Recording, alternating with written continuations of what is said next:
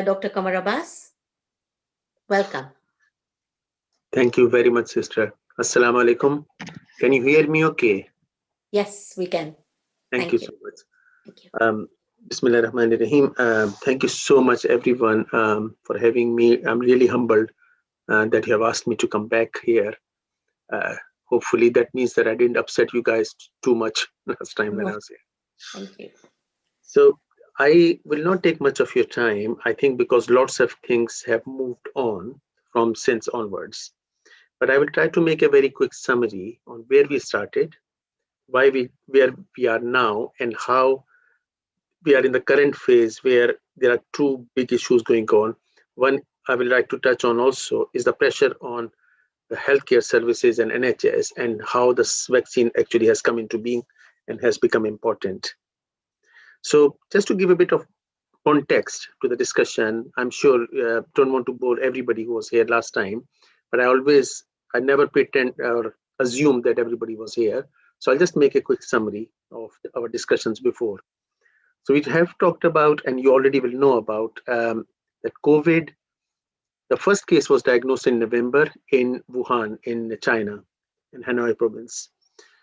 And about a year back, if you think of it, all of us sitting here exactly a year back today, none of us would have actually imagined how the year was going to be. I don't think in my lifetime I've seen such a volatile year in my life. In January, we started hearing at that time that it will be coming here. By the end of February, it was definitely coming here. By 23rd of March, we had lockdown, which in doctor's opinion was too late. It was 3 weeks too late by us, by all calculations. In April and then May, we saw the peak of it. First peak, we saw a lot of unfortunate deaths and illnesses. We came through summertime when we started thinking that things are a bit better. Restrictions were relaxed, but in December we hit us like nothing had done before. I remember actually I've got various hats, and one of the hats is that I'm the medical director of the trust. And I remember sitting on these meetings about September, October time when some of us were saying we really are going to get hit again, not because we knew it, because there are some systemic models which are used by the specialists who are called epidemiologists. And they were sitting with us and saying, well, it is going to peak. And we thought that the peak was going to come in January. So we were talking about creating extra resources, extra beds, getting more staff in to actually by January time to get this sorted. However, because of unfortunate reasons, people got a bit more relaxed. Government actually lifted restrictions a bit earlier than the model had suggested. So by December time, we were really in the middle of it. And all the resources we were thinking about went out of window. So now here we are in January, finishing it now. And in December, we also heard about some positive news, which was about vaccine. And I will like to touch on that in a second. First of all, quite often I'm asked this question, and I do not know if some of you may have seen me. I have been on various programs in various centers, was on television a couple of times as well talking about it. And the question keeps on coming back is actually if everybody is going to get infected and everybody has got immunity, herd immunity as we call it, then why do we actually need vaccine? I was infected in few months back. I have antibodies. Why do I need it? That type of questions. So let me start from the vaccine. Why we as healthcare professionals, and especially the people who manage healthcare, not just the patients, but we have to manage a lot of resources. I mean, at the moment, most of my time, I'm working like literally till night time at 10 o'clock or something. And most of my time is not about seeing patients. It's about, for example, how to actually staff a particular ward, because people have gone either off sick or they have received they have received like track and trace notification to say you need to be isolated, and then we have to close those beds. So how do we actually compensate for it? The people in care homes, how do we actually approach them? How do we provide care for them? The care agencies, in the middle of it, we hit Brexit as well. We started recognizing a lot of Eastern European carers who were caring for our community have started moving back. We lost literally hundreds of carers in the community, and we had to compensate for that. So I have got these all hats which I have to manage. So let's go back to December when the news started coming for vaccine. Why did we think it was important? Let's take one step by one. There is no way, there is no history, there is no science which can tell us that actually not just COVID, with any infection, if we develop immunity, it's going to be lifelong, especially for droplet or aerosol, which is the infection. Sorry, sister, I forgot to ask this thing. Do I need to speak in Urdu or English? Is that okay as I'm going? Preferably Urdu, please. Oh, sorry, you should have said. Thank you. Okay, sorry. I will take a reverse gear. Thank So, you. what I was, मैं explain ये कर रहा था कि actually जब Covid start हुआ, जाहिर है कि जनवरी में स्टार्ट हुआ, हम लोग एक मैस था, एक जो अप्रैल मई में हमने देखा बहुत तकलीफें हुई, लेकिन दिसंबर तक आते आते हम लोगों को ये सोच रहे थे कि हमारी प्लानिंग बेहतर है, मगर प्लान ये था, हमें जो बता रहे थे एक्सपर्ट्स कि ये जो डिजीज का जो दूसरा पीक आएगा वो ऑलमोस्ट जनवरी में आएगा, जबकि ये आ गया दिसंबर में, जिसकी वजह से, और उसकी दूसरी वजूहात हैं जो कि मैंने थोड़ी सी अर्ज की कि एक्चुअली फॉर एग्जांपल हम लोगों ने रेस्ट्रिक्शंस बहुत जल्दी उठा ली, हम बहुत ज़्यादा लोगों से मिलना शुरू कर दिया, केयर, और दूसरा ब्रेक्जिट आ गया तो केयरर्स बहुत सारे जो थे हमारे जो कम्युनिटी में काम कर रहे थे वो वापस चले गए। बट जो हमारा सबसे बड़ी मुसीबत जो क्रिएट हुई थी वो ये कि दिसंबर में एक पीक आ गया इसका बहुत ज़्यादा, जिससे लोग बहुत मुतासिर हुए। अब बात उसी ज़माने में हमें वैक्सीन की खबर आना शुरू हुई, और मैं ये कह रहा था कि मैं ये अर्ज करना चाह रहा था कि हम लोग वैक्सीन से क्यों एक्साइटेड हैं, why is it so important for us. Vaccine और इसलिए इम्पोर्टेंट है कि अगर कोई भी इन्फेक्शन होता है तो अक्सर लोगों ने ये कहा कि भाई मुझे चूंकि हो चुका है कोविड तो मेरे अंदर तो एंटीबॉडीज हैं, मुझे क्या जरूरत है वैक्सीन लगवाने की, और वैक्सीन से दूसरे प्रॉब्लम्स हो जाते हैं और ये सब कुछ, तो वो सब मैं जवाब देने की कोशिश करूंगा एक सेकंड में। लेकिन सबसे पहले ये बात कि वैक्सीन इंपॉर्टेंट क्यों है। सबसे पहली बात, एक बात याद रखने वाली है, ये वायरस कई किस्मों के होते हैं और कुछ किस्में दूसरी किस्मों से ज्यादा फैलने वाली होती है। ये एक जो वायरस है इसको हम कहते हैं, जो आपकी ह्यूमन बॉडी के अंदर जो सबसे छोटा पार्टिकल होता है उसको हम कहते हैं सेल, और जो उसका भी सबसे छोटा से छोटा पार्टिकल होता है उसको हम कहते हैं आरएनए, राइबो न्यूक्लिक एसिड। ये वायरस इतना छोटा आरएनए है। इसका एक और मसला क्या होता है, आरएनए की लाइफ सबसे लंबी होती है, तो मसला क्या है कि ये वायरस कहीं जा नहीं रहा, हम लोगों को बहादुर बनना पड़ेगा और स्ट्रेटेजी रखनी पड़ेगी इससे डील करने की। हम ये नहीं कह सकते कि चूंकि आज कल हमने डील कर लिया तो ये जिंदगी भर नहीं आएगा। ना जाने मेरा अपना कलीग कंसल्टेंट जो है उसको अप्रैल में उसी वीकेंड पे हुआ था जिस पे मुझे हुआ था, उस बेचारे को दिसंबर में दोबारा हुआ, उसकी सारी एंटीबॉडीज खत्म होगी इतना इस चर्च के अंदर। तो हमें ऐसे एंटीबॉडी प्रोड्यूस करनी है कि जो ज्यादा लंबी रहे, लाइफ लॉन्ग तो नहीं रहेंगी मगर ज्यादा से ज्यादा लंबी रहे। तो हमें एक तो ये चीज चाहिए थी कि जो वायरस सामने है हम उससे लड़ते रहना है। नंबर 2, हमें ये पता चल चुका था कि ह्यूमन बॉडी जो भी एंटीबॉडीज डेवलप करेगी ये हमेशा रहने वाली नहीं है, लिहाजा हमें कुछ ऐसा चीज करनी है जिसकी वजह से बॉडी ज्यादा से ज्यादा आदी हो वो एंटीबॉडीज बनाने की। नंबर 3 ये है कि एक्चुअली अगर हमारे पास एक रास्ता है एक मर्ज को देखने का, तो हम उसको अगर कंट्रोल कर सकते हैं तो हमारे रिसोर्सेज, मैंने जैसे अर्ज किया कि मेरा जो रोल है उसमें मुझे पेशेंट देखने से ज्यादा हेल्थ केयर रिसोर्सेज अरेंज करना होता है। एक पेशेंट्स को घर पे देखना है, पेशेंट को अस्पताल में देखना है, पेशेंट को हॉस्पिस में देखना है, ये सब कुछ करना होता है, और केयर एजेंसीज को भेजना है या केयर होम्स में जाना है। हम लोग बहुत तेजी से रिसोर्सेज रन आउट कर जाएंगे अगर हमारे पास कोविड इसी तरह फैलता रहा तो, और वो रन आउट कर रहे हैं। अगर आप, मैं एसेक्स में हूँ जो कि ईस्ट लंदन से जरा सा बाहर है, और यहाँ से हमने पेशेंट्स नॉटिंघम और शेफील्ड भेजे, कोई बेड अवेलेबल नहीं था आईटीयू में हमारे पास, ना होल ऑफ ईस्ट लंदन में या लंदन में। हम इसलिए सेंट्रल लंदन में इसलिए नहीं भेजना चाह रहे थे कि लंदन में तेजी से केसेस बढ़ रहे थे, हम थोड़ा सा डिस्टेंट जाना चाह रहे थे, all the way from Midlands to where to send them to Nottingham and Sheffield, our locations. We are running out of resources, so we need a strategy. हमें strategy चाहिए कि जिसमें ज़्यादा से ज़्यादा लोग प्रोटेक्टेड हो जाएं, ताकि फिर हम उन पेशेंट्स को देख सकें जिनका हम कुछ नहीं कर सकते. मिसाल के तौर पे हार्ट अटैक के, हार्ट फेलियर के पेशेंट, कैंसर के पेशेंट्स, एक्सीडेंट्स के पेशेंट, हमें उनको भी देखना है. इसलिए एक स्ट्रेटेजी हमारे सामने आई कि अगर वैक्सीन लगा के हम ज्यादा पॉपुलेशन को प्रोटेक्ट कर लेंगे तो हमारा हेल्थ केयर सिस्टम सर्वाइव कर सकता है. अगर हम लोगों ने नहीं लगवाई तो सूनर और लेटर, यानी आज या कल, हम लोग इन रिसोर्सेज को इतनी तेजी से रन आउट करेंगे. और मेरी आंखों के सामने, और फिर जैसे मैंने पहले अर्ज किया, ब्रेक्सिट की वजह से काफी हमने स्टाफ खोए हैं. जो केयरर खासतौर पे जो थे, जो केयर होम्स वगैरह में काम कर रहे थे, उनमें से काफी लोगों ने विड्रॉ किया और अपने मुल्क वापस चले गए. इस तरह की बातें हुई.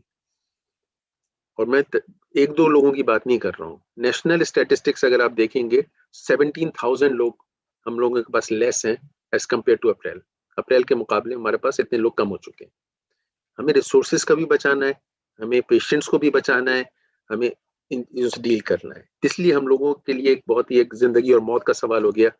जितने लोग अपने आप को बचा सकते हैं, जिंदगी और मौत आपकी और हमारी भी, मेरी, हम लोगों को अपनी जान बचानी है, लेकिन हमें हेल्थ सिस्टम को भी बचाना है. वरना जितनी तेजी से रन आउट किया है हम लोगों ने रिसोर्सेज को पिछले कुछ अरसे के अंदर, और खास तौर पे पिछले 3 महीने के अंदर, ये मैंने जिंदगी में नहीं देखा है कितनी तेजी से बेड्स होते हैं. For the first time ever ये NHS की हिस्ट्री में 4,000 पेशेंट्स ITU में एक डिजीज की वजह से थे, जो कोविड थी, जो आज तक दुनिया में कहीं नहीं हुआ था. अमेरिका में अगर आप देखें, द नंबर ऑफ पेशेंट जो कि ITU में अब कोविड की वजह से हैं, अमेरिका की तारीख में कभी नहीं हुए थे, यूरोप की तारीख में कभी नहीं थे. लिहाजा हमने बहुत तेजी से देखा. अक्सर लोग मुझसे बात करते हैं, और बहुत रेस्पेक्ट करता हूँ मैं सारे मुल्कों की, लेकिन कभी कभी वो ऐसे स्टैटिस्टिक्स लाते हैं जहाँ पे हमें पता है कि उस मुल्क में सेंट्रलाइज्ड सिस्टम नहीं है उन सर्विसेज का. तो हमारे पास सही आदाद शुमार वहाँ से, या जिसको स्टैटिस्टिक्स कहते हैं, वो हमारे पास नहीं है.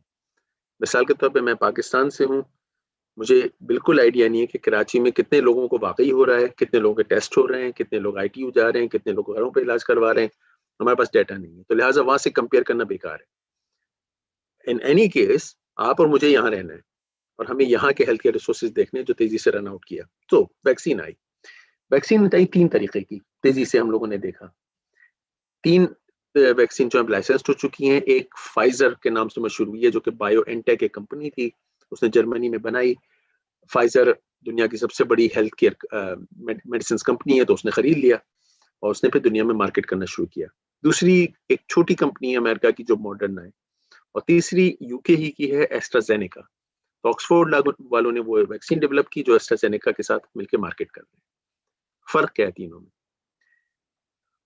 फाइजर और मॉडर्ना, ये एक, इन्होंने कहा कि क्या करें. वो साइंसदान बैठे तकरीबन आज से मार्च अप्रैल के लगभग, उन्होंने कहा कि अगर हम, वैक्सीन बनती इस तरह है कि आप वायरस लेते हैं और वही वायरस थोड़ा सा इंजेक्ट कर देते हैं एक आदमी के अंदर, जो कि सेफ हो आपके लिए. तो मैंने आपको इंजेक्ट किया, आपकी बॉडी ने एंटीबॉडीज बना ली. इस तरीके से हम मीजल्स की, मम्प्स की, डिप्थीरिया की, इस तरीके से हम बनाते हैं. कभी कभी हम डेड वैक्सीन वायरस लेते हैं, उसको इंजेक्ट करते हैं, कभी लाइव वायरस इंजेक्ट करते हैं. यहाँ सबसे बड़ा चैलेंज ये था कि हम वायरस इंजेक्ट करते हुए घबरा रहे थे उस वक्त. हमने कहा वायरस इंजेक्ट किया, वो छोटा सा ही वायरस आप में मल्टीप्लाई हो गया, तो फिर क्या होगा? It will be ethically impossible. तो उन्होंने कहा हम क्या इस तरह से उस वायरस को फूल कर सकते हैं, बेवकूफ बना सकते हैं कि आपको ऐसी चीज इंजेक्ट करे कि वायरस हो या ना हो, आपकी बॉडी ये समझे कि मुझे एंटीबॉडीज बनानी है.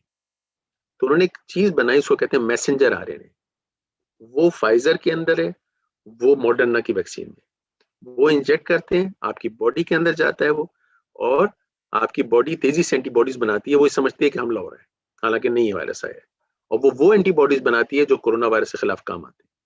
अब आपके ऊपर कोरोना आ भी गया तो आपकी एंटीबॉडीज तैयार बैठी है, फौज तैयार बैठी हुई लड़ने के लिए, तो आपको कोई इलनेस नहीं होगी इससे. मगर अभी तक, लेकिन क्या वो उन वायरस को मार डालेगी और आप वायरस को ट्रांसमिट नहीं कर सकते हैं, ये हमें नहीं पता है. हमें ये पता है आप सेफ हो जाएंगे. लिहाजा इसलिए वैक्सीन अगर लगवाएं भी, तो अभी फिलहाल जब तक पूरी रिसर्च ना कंप्लीट हो जाए, हमें ये नहीं पता कि आप इसको ट्रांसमिट भी कर सकते हैं, आप दूसरों को दे सकते हैं, लिहाजा अभी भी हमें डिस्टेंसिंग बरकरार रखनी है दूसरों से, इवन हमें अगर वैक्सीन लग जाती है। ऑक्सफोर्ड की जो वैक्सीन आई है वो दूसरी टेक्नोलॉजी है, उसके अंदर ये मैसेंजर आरएनए नहीं है, उन्होंने एक और वायरस लिया जो कि मिलता जुलता, very much resembling, mimicking in all aspects with corona virus, उससे मिलता जुलता एक वायरस लिया, वो आपको इंजेक्ट किया ताकि वो एंटीबॉडीज बने जो जब कोरोना आए तो कोरोना से लड़ लें। तो ये डिफरेंट स्ट्रेटजीज हैं करने की। और भी वैक्सीन बन रही है दुनिया में, कुछ ब्रेव हैं जिन्होंने कोरोना वायरस ही का डेड कोरोना वायरस इंजेक्ट किया है, लेकिन उसी की वजह से उनके ट्रायल भी छोटे हैं, इतने बड़े नहीं है। फाइजर का जो स्टडी हुई, उन्होंने मोर देन 43,000 उनके रिक्रूट थे। ये तीनों स्टडीज मिला के हम लोग बात कर रहे हैं तकरीबन 70-80 70 to 80,000 रिसर्च पीपल जिन पर रिसर्च हो गई, और ये आ गई बाहर। अक्सर लोग ये कहते हैं कि इतनी जल्दी कैसे बन गई ये वैक्सीन, हाउ, वैक्सीन को तो टाइम लगना चाहिए था। नहीं, वैक्सीन को कभी भी टाइम नहीं लगता है। होता क्या है कि अगर आप MMR की वैक्सीन की स्टडी पढ़ें, आप DPT स्टडी पढ़ें, आप पोलियो की स्टडी पढ़ें, तो होता ये था कि क्योंकि सिर्फ एक मुल्क कर रहा है तो उसके पास, और साइंसदान 5 आदमी साइंसदान कर रहे हैं, तो उन्होंने 50 डॉक्टर्स को रिक्रूट किया है जो कि 500 वॉलंटियर्स को रिक्रूट कर रहे हैं और उनको इंजेक्ट कर रहे हैं। तो और उनका डेटा वापस आ रहा है जिसको देखने के लिए जो स्टैटिस्टिशियन वगैरह बैठे हुए हैं वो भी 25 बैठे हुए हैं। इस वक्त दौड़ लगी हुई थी, everybody put the resources together. तो बजाय ये कि जो साइंटिस्ट डेवलप कर रहे थे, फॉर एग्जांपल बायोएनटेक ने जब डेवलप करके फाइजर को दिया, तो for the first time ever in human history more than 5,000 scientists gone on it. उन्होंने कहा we need to make it and we need to test it. More than 10,000 statisticians got involved to develop the data, accurate data. तो लिहाजा तेजी से आप कर रहे थे। जो ड्यूरेशन स्टडी का जो होता है वो उतना ही है, यानी कि आपने 1 महीने पे आपने उसने एंटीबॉडी चेक की कि भाई आपको इंजेक्ट किया, 1 महीने बाद चेक किया, 3 महीने बाद चेक किया, 6 महीने बाद चेक किया, तो वो ऑलरेडी वही था प्रोटोकॉल जो पिछली स्टडीज का था। But the reason it used to take longer time, क्योंकि वो सैंपल्स जो थे वो और जो रिसर्चर की तादाद कम होती थी। Now they have put so much money in it that actually they recruited everybody. हम जैसे कि उसका जो ट्रीटमेंट स्टडी जो थी, जिसको कहते हैं रिकवरी स्टडी, हम जैसे लोग भी इन्वॉल्व हुए थे, हमने रिक्रूट किए थे पेशेंट्स उसके लिए। हम वैक्सीन में नहीं इन्वॉल्व हुए थे लेकिन ट्रीटमेंट स्टडीज के थे, because everybody in the world now is thinking how do we beat it. यहां तक अब पहुंच गए। अब वैक्सीन लगना शुरू हुई प्रोग्राम में। अब सारी दुनिया में एक रेस है कि किस तरह से वैक्सीन लगवाई जाए। अब अभी भी अक्सर लोग हैं वो थोड़ा सा शक व शुबहात में बैठे हुए हैं। Only one thing I can say, हम लोग बहुत आसानी से, मैंने शायद पहले भी ये पॉइंट यहाँ पर बनाया दिखाया था कि हम लोग जो है जिनको मजाक में लफ्ज कहा जाता है तकलीदी, हम लोग तकलीद करने के वो है कि हमारा कॉन्सेप्ट क्या है तकलीद का, कि इमाम की जितनी जो अहकामात हैं और जो उनकी डेरिवेशंस हैं उनको जो सबसे सही इंटरप्रेट कर सकता है आदमी, इतनी नॉलेज हासिल करता है, हम उसकी तकलीद शुरू कर देते हैं। आप में से मेरा ख्याल है मेजॉरिटी आयतुल्लाह सिस्तानी ही करते होंगे। मैं जब छोटा था आयतुल्लाह खुई की करते थे, उसके बाद आयतुल्लाह गुलपायगानी, आयतुल्लाह खुमैनी, आयतुल्लाह सब। लेकिन एक कंडीशन हमने क्या लगाई सबने, वो आदमी आलम होना चाहिए, नॉट आलिम, not just a scholar, Alam the bigger one, वो होना चाहिए। जब हमारे अंदर ये कॉन्सेप्ट है कि हमें अहले इल्म के पास जाना है अपना लेने के लिए, अपने दीन लेने के लिए, तो कुरान के अंदर जो लिखा हुआ है कि खुद साफ आयतें हवाले दे सकते हैं हम लोग, और आप मुझे ज्यादा सब पढ़े लिखे लोग हैं, कि अहले जिक्र से जाकर के कुरान की आयत समझा करो। तो हमें प्रिंसिपल मिला हुआ है, तो यही प्रिंसिपल हम अप्लाई करते हैं मेडिसिन के अंदर। वो लोग जो अहले इल्म है, इस वक्त living Nobel prize winner, Nobel prize एक बहुत बड़ा प्राइज आप लोग सब जानते हैं, उसका मेडिसिन का है, हर साइंस का है, उसमें मेडिसिन का भी होता है। Every single living Nobel prize winner in medicine कह रहा है कि ये चीज सही है। This is where we are. अब मैं डॉक्टर हूँ, ठीक है, मेरे पास अल्लाह का शुक्र है कुछ डिग्रियां हैं, ये सब कुछ है, बट लेकिन मेरा ख्याल ये कि मुझे ये समझ में आ गया कि मुझे सवाल किससे पूछना है, लोग कौन है, और मैं उनसे पूछता हूँ, बताते हैं कि देखो ये वजह है जिसकी वजह से वैक्सीन अच्छी है, लिहाजा मैं इसके लिए सपोर्ट करता हूँ। दूसरी बात यह है कि एक्चुअली अगर मुकाबले पे भी कोई आ रहा है तो फिर वही हमारी मजहब की बात और तारीख की बात कि मौला का बड़ा अच्छा कौल है कि एक जमाना था, अब मैं नाम नहीं लूंगा क्योंकि मौला अपने हिसाब से कहा था, मैं अपने हिसाब से उनका बस ले रहा हूँ। एक जमाना था लोग मुझे फलां के आगे खड़ा कर देते, अब ये वक्त आ गया कि मुझे फलां के आगे खड़ा कर दिया गया। यानी कि अब इमाम भी कह रहे थे कि भाई देखो, जो अहले इल्म होते हैं, जो अहले अदल होते हैं, उनके सामने जो अगर कोई आदमी आके बात कर रहा हो तो पहले उसका भी तो कैलिबर देखा जाए। मुझे लोग यूट्यूब की वो प्रिंट भेजते हैं, मुझे वो फेसबुक पे भेजते हैं कि यार फला आदमी ने यूं कहा, फला आदमी ने ये कहा है। मेरा छोटा सा सवाल ये होता है कि उस आदमी ने अपनी कितनी इजादात की हैं और कितनी साइंसी तख्लीकात की हैं। मैं उन लोगों के साथ उठता बैठता हूँ कैम्ब्रिज यूनिवर्सिटी में, जहाँ जो कि इस तरह के काम करते हैं, वो मुझे एक्सप्लेन कर रहे हैं कि किस तरह से हो रहा है, तो मैं उनसे सीख रहा हूँ और सीखने के लिए मैं उन लोगों के पास जा रहा हूँ। तो लिहाजा ये जो मिथ्स आ गए कि वैक्सीन सेफ नहीं है, मैंने जस्ट एक्सप्लेन किया कि वैक्सीन उसी तरह स्टडी से गुजरी जैसे सारी दवाइयां गुजरनी चाहिए। मेडिसिन बहुत जल्दी बनाई गई है, नहीं एक्जैक्टली उतना ही टाइम लगा जो पिछली वैक्सीन में लगा था, बस चूंकि बहुत ज्यादा लोगों में हो रही थी इसलिए डाटा जल्दी जमा हो गया सारा। वैक्सीन जो है वो हमारा डीएनए चेंज कर देगी, वो डीएनए चेंज कर ही नहीं सकती भाई, वो आरएनए है, वो डीएनए के जाकर के वो टक्कर मार ही नहीं सकती उसको। अगर आप सड़क ए पर जा रहे हैं, मैं आपसे कहूँ कि मैं M1 पे नहीं जाऊंगा क्योंकि एक ट्रक है M25 पर जो मुझे टक्कर मार देगा। भाई आप M1 पर है, वो M25 पर है, वो जमीन आसमान का फर्क है। ये मैसेंजर आरएनए है, वो डीएनए है, वो डीएनए कैसे मैनिपुलेट हो सकता है? कोई साइंसदान मुझे बताइए खोपड़ी में, समझ में नहीं आने वाली बात। तो इस तरह की बातें होती हैं। अब वो नया एक किसी ने के भेजा कि वो इससे इनफर्टिलिटी हो जाती है क्योंकि उसमें फला हार्मोन है। वो तो MMR के अंदर भी था, वो हमने लगवाई है। वो तो वही वाला, क्योंकि वैक्सीन को ले जाने के लिए कैरियर चाहिए होता है, वो कैरियर कई दवाइयों के अंदर मौजूद है, वो हम लगवा रहे हैं। किसी ने मुझसे कहा कि इसके अंदर पोर्क है, नहीं लगवा सकते। पहली बात ये कि इसके अंदर पोर्क है ही नहीं। आप कोई भी कंसिस्टेंसी उठा के देख लें, कोई भी फॉर्मेलिटी उठा के देखें, आपको पोर्क नहीं मिलेगा इनके अंदर। बट लेकिन ये भी लोगों ने छोड़ना शुरू कर दिया है। अगले दिन मेरा छोटा सा रोल ये है कि मेरे लोकल जमात वाले मेहरबान है मुझ पर, एसिक्स जमात में। समटाइम्स मुझसे वो कहते हैं थर्सडे को मैं लेक्चर दूं, जो कि मैं कोशिश करता हूँ थोड़ा बहुत पढ़ा के दे देता हूँ। तो मैं उसकी तैयारी के लिए मैंने किताब खोली, आयतुल्लाह मुर्तजा मुतहरी की, आप लोगों ने नाम सुना होगा, मेरे फेवरेट है वो। तो मैं उनकी किताब अक्सर जमा करता रहता हूँ, पढ़ता हूँ। मुर्तजा मुतहरी ने तारीख में साफ ये जुमला लिखा है कि एक्चुअली उस जमाने में कोई कोरोना वगैरह नहीं था। मुर्तजा मुतहरी का 1980s में शहादत हो गई। उन्होंने कोट किया कि एक्चुअली जब नई वैक्सीन जब नई नहीं आई थी तो लोगों ने एहसास कमतरी में कि ये इनके पास क्यों आ गया है दूसरों के पास, उन्होंने फेक न्यूज और मिसकॉन्सेप्शन क्रिएट करने शुरू कर दिया। जबकि अहले इल्म ने बताया, वो स्मॉल पॉक्स की बात कर रहे थे जो होता भी नहीं, कि ये वैक्सीन सही चीज है। तो मुझे उनसे पढ़ करके अंदाजा हुआ कि एक्चुअली ये नई चीज नहीं है कि वैक्सीन और दवाइयों के खिलाफ खड़ा हो जाना। और हमारे उलमा जो काफी अरसे से चले आ रहे हैं, वो भी कह रहे थे कि जनाब जान को नहीं बचाएंगे तो अपने ऊपर जुल्म करेंगे हम लोग। ये सब बातें हम लोगों के साथ देखते रहे। जहाँ पे मैं 1 मिनट को रुक करके, sister Zeenat send me couple of questions कि एक तो ये था कि how to use oximeter in this diseases. बहुत अच्छा सवाल है। मैंने आपसे शेयर किया था कि जब मुझे भी हुआ था तो all I wanted to know कि मेरा टेम्परेचर क्या है और मेरी पल्स ऑक्सीमीटर क्या है।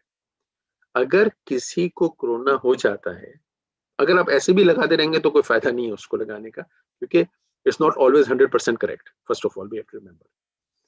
लेकिन अगर आप सीरियल में करेंगे तो आपको एक पिक्चर मिलना शुरू हो जाएगी कि वो आपको ऊपर जा रहा है, नीचे जा रहा है, नीचे रह रहा है, इस तरह से सही पता चलेगा। तो अगर किसी को अल्लाह ना करे कोरोना हो जाता है तो उसके बाद we very strongly advise them to check it regularly, ताकि वो जब रेगुलरली चेक करें और अल्लाह ना करे उनका 92% से नीचे जाना शुरू हो जाए oxygen, then we need medical help. और कंसिस्टेंटली, ये नहीं कि एक बार 92% गया तो मैंने एम्बुलेंस बुला ली। We need to just see that it actually stage there. क्योंकि दूसरी चीज जो है वो ब्रेथलेसनेस है। अगर हम ब्रेथलेस हो रहे हैं बहुत, उसका निशानी क्या है कि इंग्लिश में मैं कहूंगा, फिर तर्जुमा करने की कोशिश करूंगा, कि can not complete 5 word sentence in 1 breath.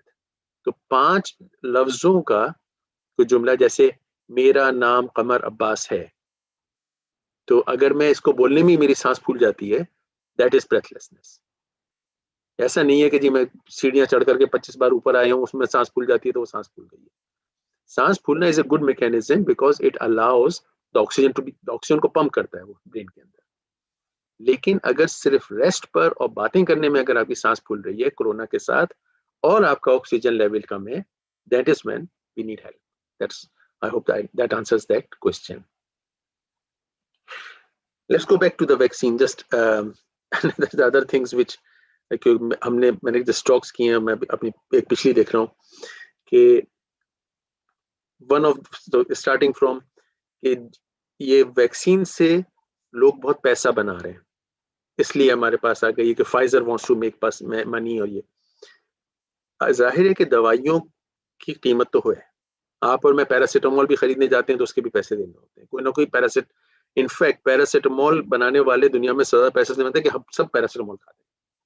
तो जो खरीद रहे होते हैं तो उसके पास प्रॉफिट आता है। अगर उसको सिर्फ 5 पेंस भी एक टैबलेट पर आ रहे हैं, तो अगर आप उसको मल्टीप्लाई करें कि 2 करोड़ आदमी खा रहे हैं, उसको 5 से मल्टीप्लाई करें, इतना ज्यादा फायदे हो रहे हैं उनको।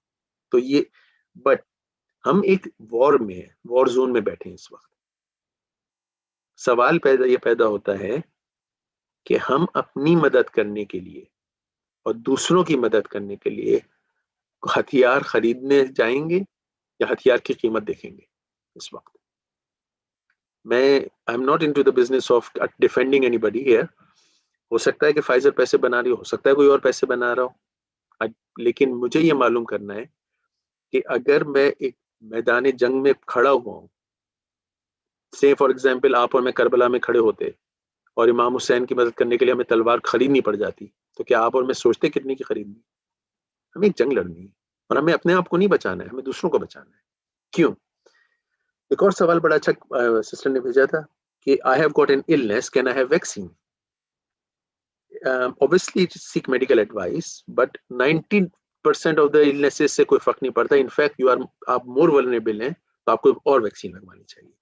मिसाल के तौर पे मेरी एक कलीग है, उसको रूमेटॉइड आर्थराइटिस है, तो उसको उसकी वजह से एक मेडिसिन लेनी होती है जिसकी वजह से उसका इम्यून सिस्टम सप्रेस हो जाता है।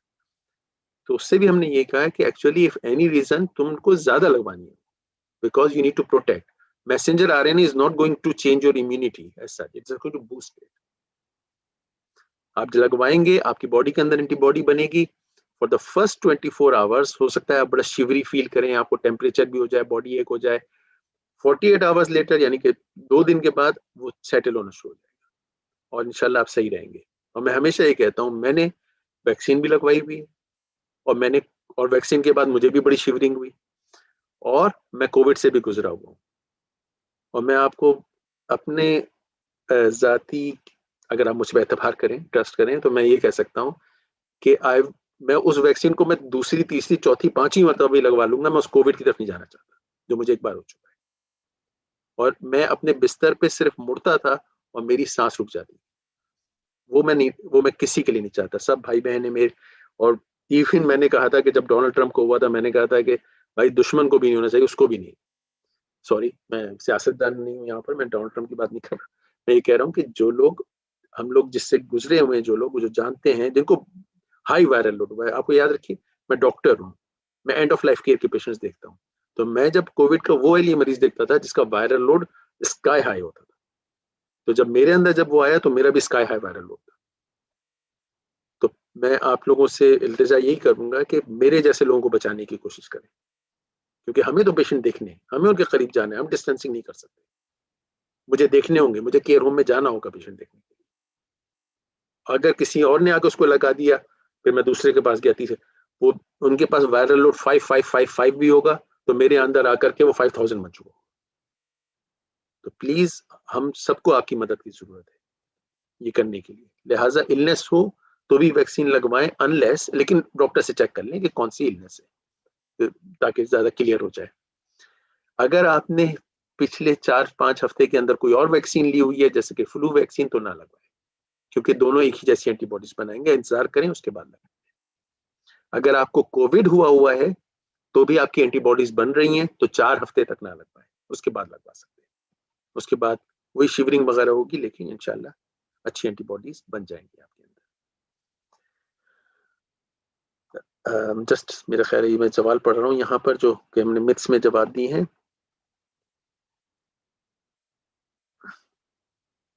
हाँ, ये एक और है कि मैं लास्ट पॉइंट ये कहूंगा, उसके बाद क्वेश्चन आंसर के लिए खोल दूंगा कि अभी तक लोग ये कहते हैं कि Covid is not such a big disease, it's just like a flu.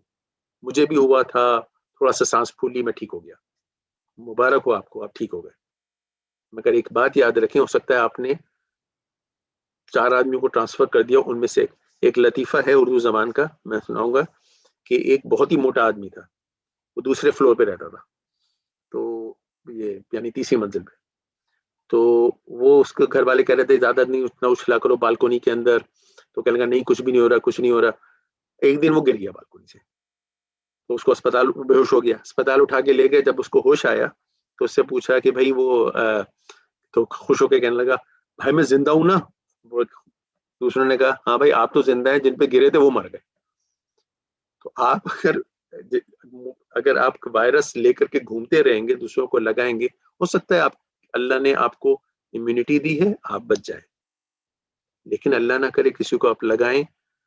मेरी एक कलीग थी, उसको है, बल्कि अल्लाह का शुक्र बच गई, उसको हुआ, यंग लड़की, मतलब मैं लड़की कहूंगा, मेरी उम्र पे आके 30s में है, उसको हुआ तो बड़ी तेजी से हुआ, और जब उसके टेस्ट कराए गए तो उसको अचानक से पता चला उसकी लाइफ इतनी गुजर चुकी है, उसके माशाल्लाह बच्चे हो चुके हैं, दो छोटे छोटे, और उसको अब जाके डायग्नोस हुआ कि उसके हार्ट में होल है।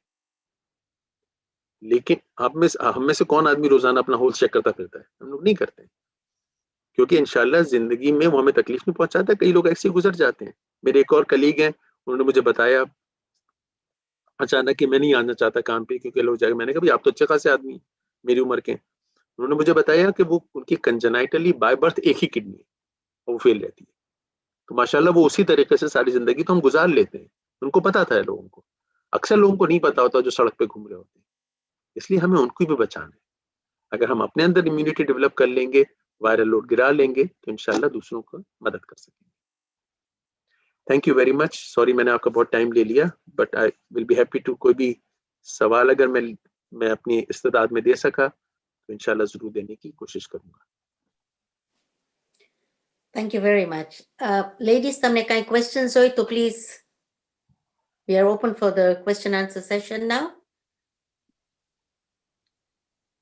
Doctor, I have an appointment next week and I don't understand why, which one I should take, Pfizer or Oxford? Thank you, sister. Hopefully the thing is कि अब जिस तरीके से आपकी वहां पर अवेलेबल एक ही होनी चाहिए, क्योंकि the way they are stored is different. So हम लोग ये कह रहे हैं कि पॉइंट ये है कि दोनों का अब तक हमारे पास डेटा ये है कि दोनों ही एक जैसे प्रोटेक्शन प्रोवाइड कर रही है। Over the next few years हम शायद, जब हमारे पास बहुत ज्यादा डेटा हो जाएगा लाखों लोगों का, तब हमें शायद डिफरेंट डिस्क्राइब करें। इस वक्त हमें यही पता है कि दोनों एक जैसे हैं। अक्सर लोग ये भी कहते हैं कि वो 90% सही है, वो 75% सही, इस तरह से बात करते हैं। That is, please do not read too much into it. इस तरह क्यों? फाइजर ने सिर्फ ये आउटकम देखने के लिए स्टडी की थी कि क्या एंटीबॉडीज बनती हैं कि नहीं बनती। एस्ट्राजेनेका और ऑक्सफोर्ड ने ये स्टडी की थी कि क्या हाई लेवल एंटीबॉडी बनती है कि नहीं बनती है। दूसरी बात ये कि जब वो कहते हैं वो 90% सक्सेसफुल है, तो इसका ये मतलब नहीं है कि 90% लोगों में वो प्रोटेक्शन देगी और 10% में बिल्कुल नहीं देगी। वो आपकी पर्सनल लेवल पर 90% लेवल वो आपका बढ़ा देगी, तो हर आदमी को फायदा होगा। तो इंशाल्लाह जब आप पहुंचेंगी वहां पर, ऑक्सफोर्ड होगी, एस्ट्राजेनेका या फाइजर बायोनटेक जो भी रखी होंगी, आप दोनों के लिए कहते हैं। मैं पहुंचा था, आई डिडंट इवन आस्क, मैंने बस अपने इंटरेस्ट के लिए पूछ लिया कौन सी लगा रहे हो, उसने मुझे बता दिया, मैंने कहा ठीक है लगा दो।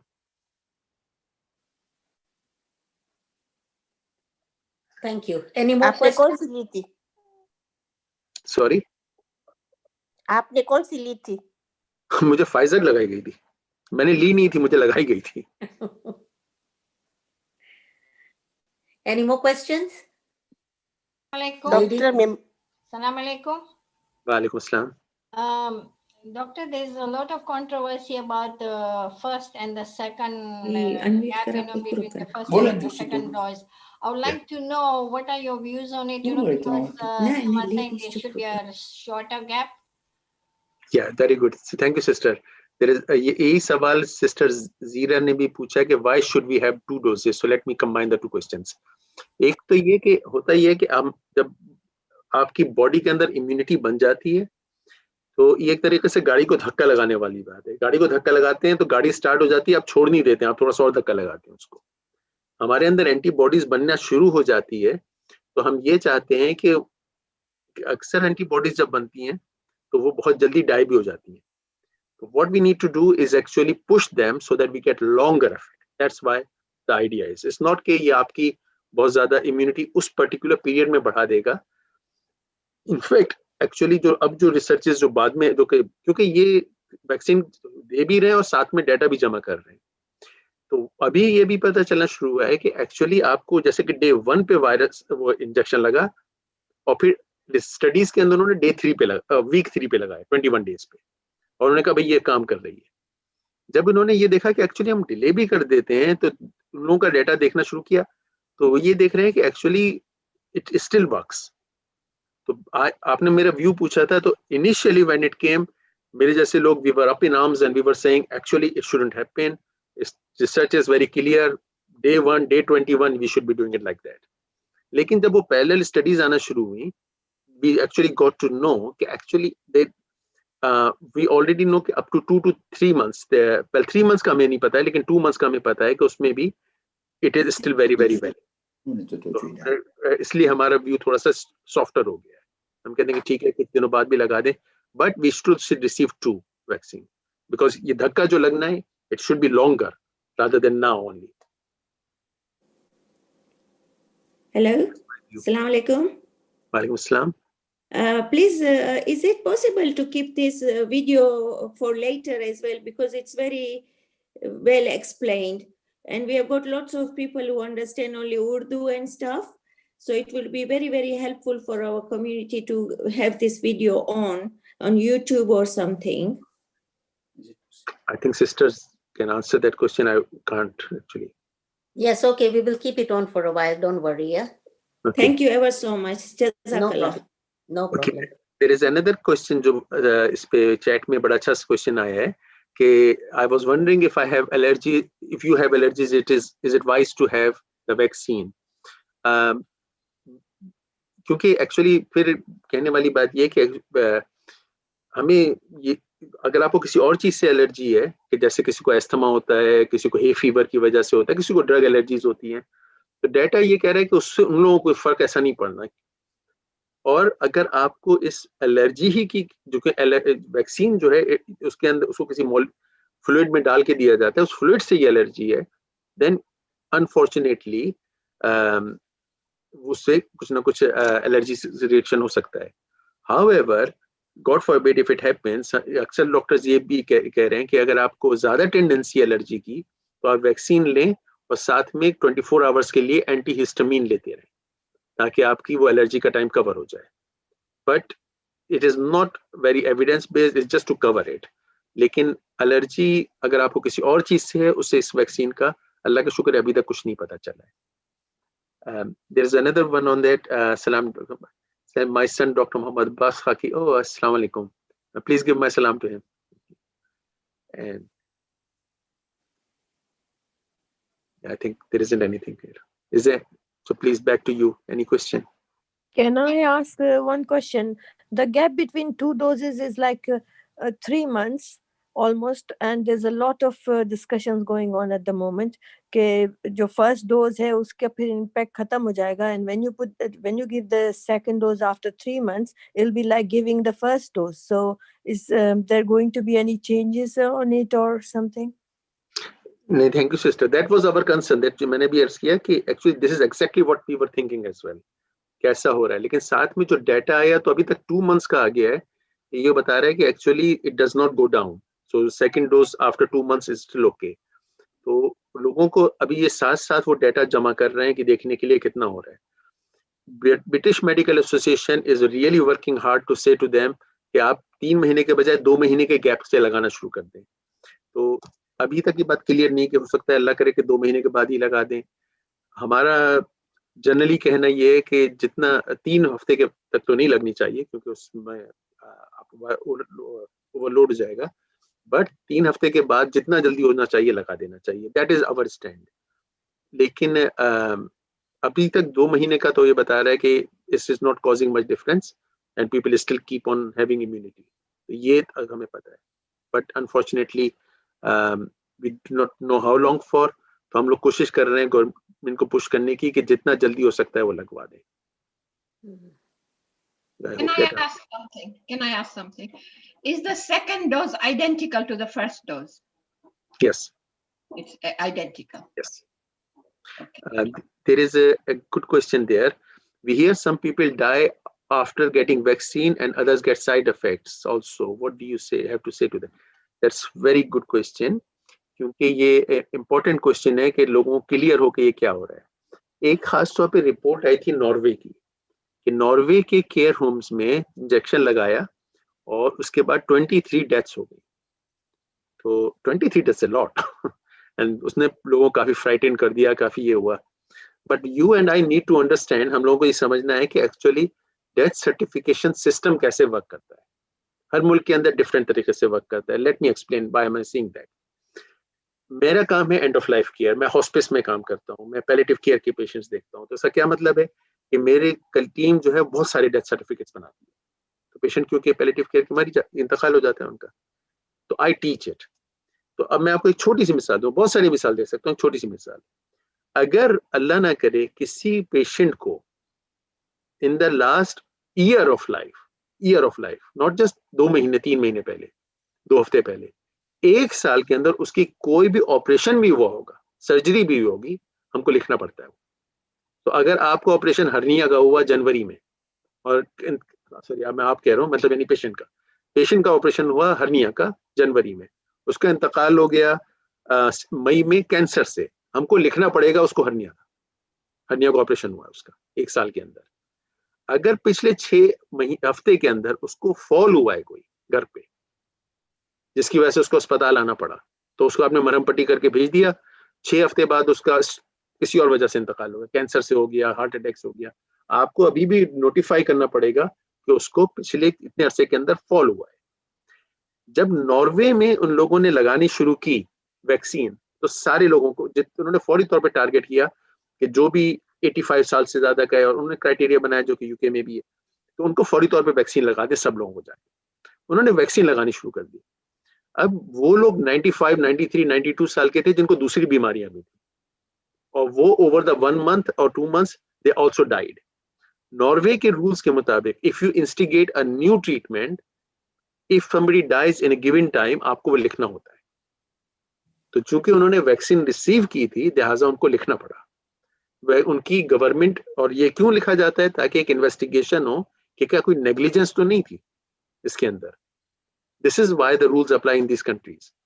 तो ये खास तौर पे वहां से आई थी। This is why we also have to think कि नॉर्वे से ही क्यों आई, बाकी मुल्कों से क्यों नहीं आई, क्योंकि यूके में ये रूल नहीं है, नॉर्वे में ये रूल है।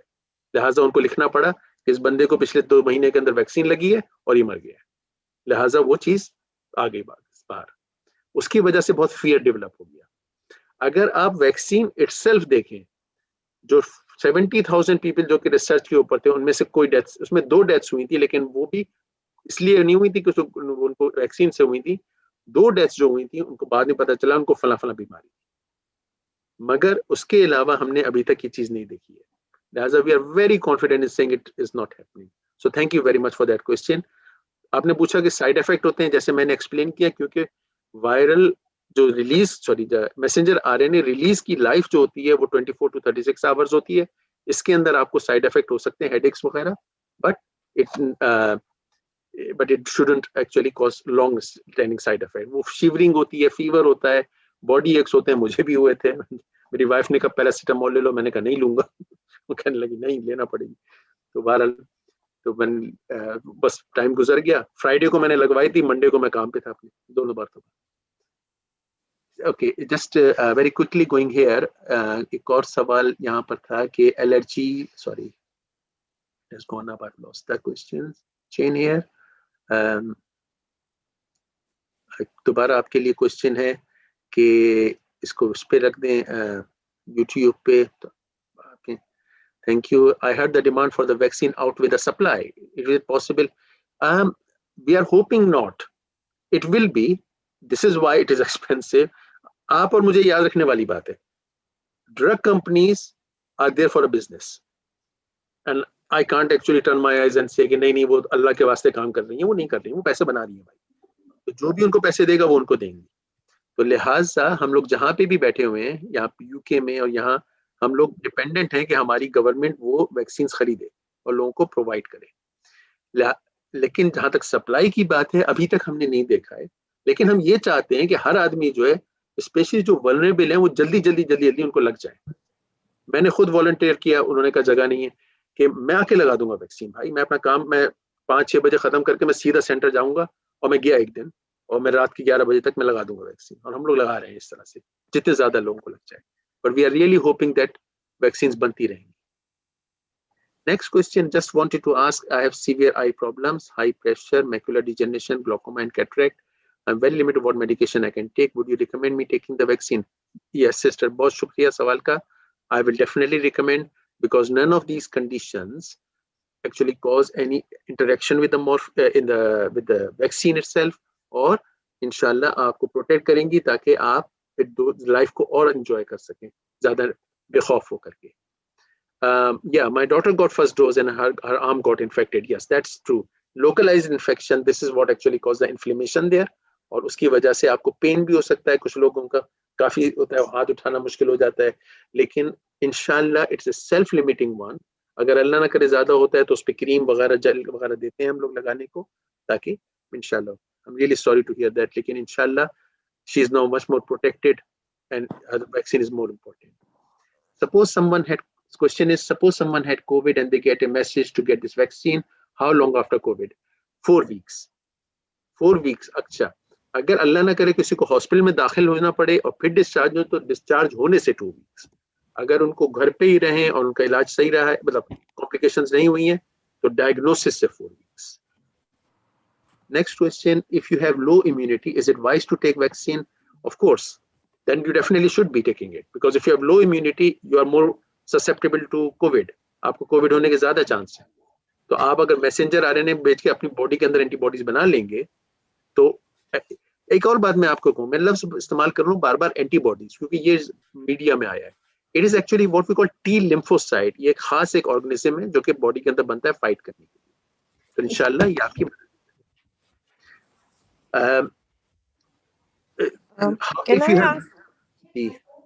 Can I ask something? I know quite a few people who have had their vaccine, the first vaccine, and now they're going around like उनको कभी अब कुछ नहीं होगा. Is that so? Not really, क्योंकि ये वैक्सीन सिर्फ ये काम करती है कि आपको बीमार होने से रोकती है. अगर आपकी सांस में बैठा हुआ है तो वायरस, तो वो आपके लिए बेजरर है, but you can still cough on other people. We do not think that you can still be a transmitter. हम लोगों को कम से कम 1-2 साल का और डाटा देखना है जिसके बाद हम कह सकें आप कर सकते हैं कुछ, लेकिन अभी नहीं कहना चाहिए हमको ये बात.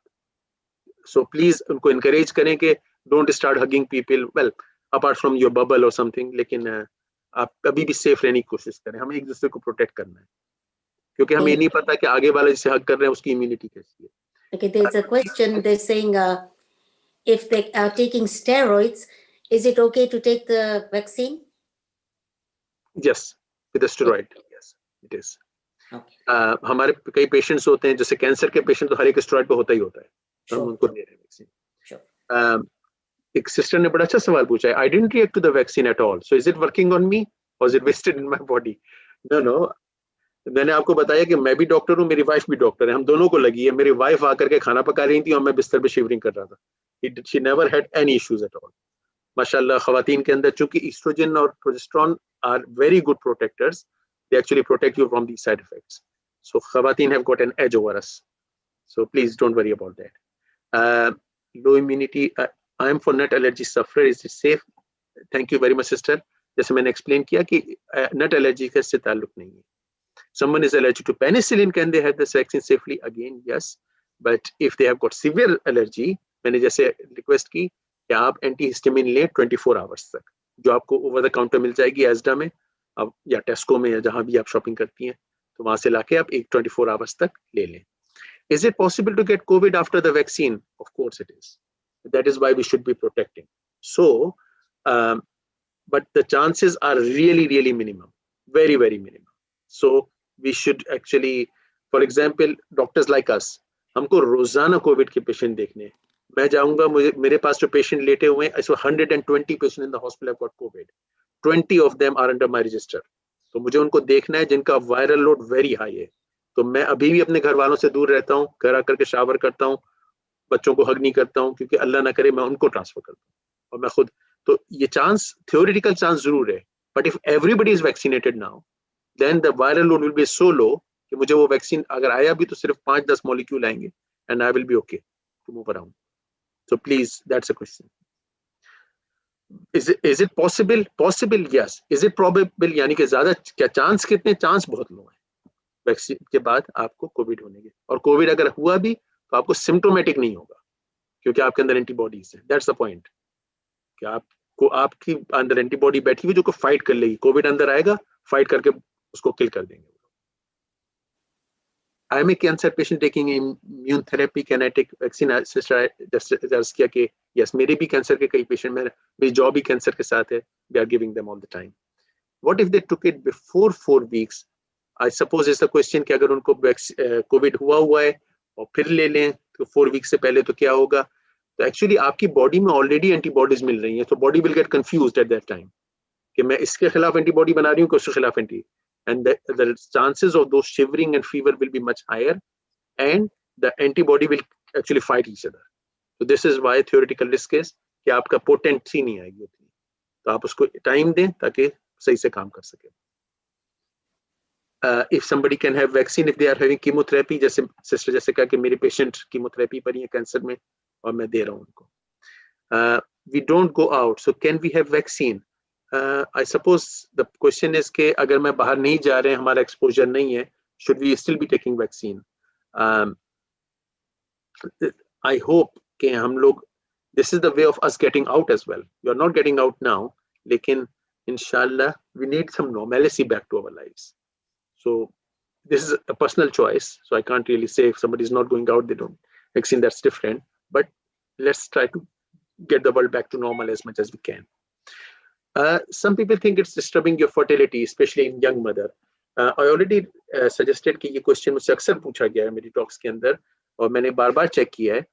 The amount in which the carrier which has got that one is so low that there is no evidence that it is causing any problem with the fertility. Childbearing age, definitely they can take it. Pregnant ladies, if they are high risk, they should take it. If they are not if they are pregnant and they want to delay till they actually later on, they can delay it as well. This personal choice. क्योंकि by law we cannot test any drug in pregnant women.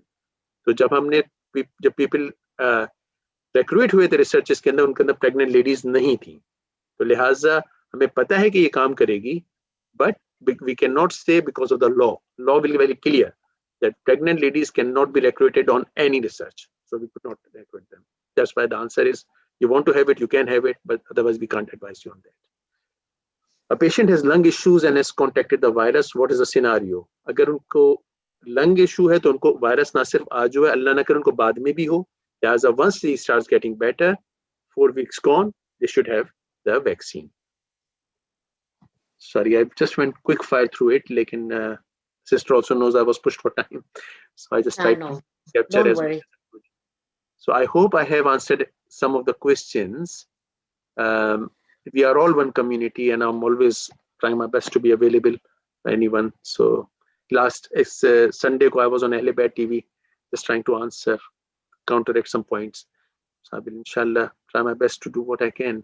And is there any other pressing question here? Yes, there's one more. They've just asked me that if they have a chronic disease, is it all right if they take the vaccine? Yes, they can. But They can. yes, they can. आप जब पहुंचेंगे ना vaccine के लिए, they will ask you enough questions. So Okay. and they will give you the choice and everything. And inshallah, they will put your mind more at rest. Okay, Yeah. so for the person has kidneys, she's saying she has kidney problems. Can she take the vaccine? Kidney problem again makes you very vulnerable to COVID. So it's Okay. more important for those people. अगर आपने वो high risk पढ़े होंगे ना, अगर इतने से लोगों को prioritize किया जा रहा है. So these Yeah. people are priority. We are definitely want them done yesterday. We want it done now. Okay, and what about Crohn's? Exactly the same. Any chronic disease, definition is कि जिसके लिए कोई दवाई 1 साल से ज़्यादा लेनी पड़े, Ah. that means they are more vulnerable to Okay. coronavirus. So we should be protecting all of them. Perfect. Thank you. Thank you very much. You answered all the questions. Thank you, doctor. I would first of all like to tell you how much we appreciate you taking the time out to help us. I know you're a very, very, very busy man. Secondly, thank you so much. Secondly, we really have learned a lot about COVID and the vaccine, and you have given us the confidence to take the vaccine without being worried. Once again, thank you very much. Really appreciate. No. We pray. I think one of the sisters has asked this question. Yeah. Is it possible to explain in Urdu about what if someone takes the vaccine before 4 weeks of having COVID? अच्छा, sorry. अगर जब आपको COVID होता है, तो उसके बाद 4 हफ्ते तक इसलिए इंतजार करते हैं कि आपकी बॉडी की नॉर्मल जो असल में जो एंटीबॉडीज बनी रही हैं कोविड के खिलाफ, ये नई वैक्सीन आकर के उसको ज्यादा स्टर ना कर दे, इसको ज्यादा हर्ट ना कर दे, तो ताकि बॉडी पे ज्यादा लोड पड़ जाएगा. तो लिहाजा हम चाहते हैं कि पहले आप नॉर्मल उस साइकिल से बाहर निकल आए, फिर हम आपको दें वो वैक्सीन, ताकि आपको स्मूथ रहे आपकी बॉडी, उसके अंदर ज्यादा लड़ाई ना हो बॉडी के अंदर करने के पहले. Please answer this one, the question before that. What if someone is pregnant and gets COVID? Does it can harm the baby? Very emotional question this is. So far, mashallah, there are lots of women I've seen कि जो pregnant थी, जिन्होंने babies deliver किए और baby को vertical transmission यानी कि माँ से बच्चे को नहीं पहुंचा, which is good. So इंशाल्लाह उनको कोई प्रॉब्लम नहीं, मैंने अभी तक नहीं देखा है. There are reports reported here कि बच्चे को हो गया, but in my hospital and we have, I mean obviously you can see बच्चे अभी भी बहुत सारे पैदा हो रहे हैं, उनमें से अक्सर माएँ आती हैं जिनको प्रेगनेंसी में 9 महीने के दरमियान कभी ना कभी हो चुका होता है. अल्लाह की रहमत रहती है, इंशाल्लाह उनको ऐसा कोई नहीं होता मसला. So let's hope it all goes okay. Thank you, sister. I need to go, but when you said that you are thanking me, it's such an honor to be here. You please don't. Thank you don't know ever how so much. We honored I pray feel. for you and your family, inshallah. Thank you, sister.